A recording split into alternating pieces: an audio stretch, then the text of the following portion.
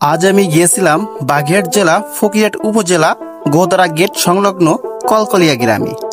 প্রতি বছরের মতন এবারও এখানে অনুষ্ঠিত হলো আমাদের এলাকার ঐতিহ্যবাহী নৌকা প্রতিযোগিতা।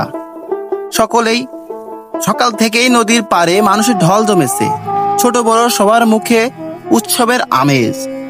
চারিপাশে যেন এক বিরাট মেলা বসেছে। একেবারে প্রতিযোগিতা অংশ নিয়েছে অনেক ছোট বড় নানা ধরনের নৌকা। নদীর জলে সারি বেঁধে দাঁড়ানো রঙিন নৌকাগুলা দেখতে ছিল দারুণ। মাঝিদের মুখে ভরপুর উত্তেজনা আর দর্শকের কণ্ঠে উৎসাহের স্লোগান।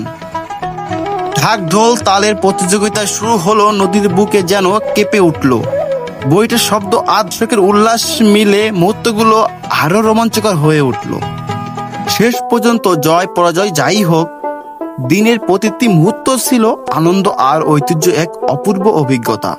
নৌকা বাইচ আসলে শুধু প্রতিযোগিতা নয়, এটি আমাদের এলাকার মানুষের মিলন মেলা, উৎসব এবং সংস্কৃতির প্রতীক।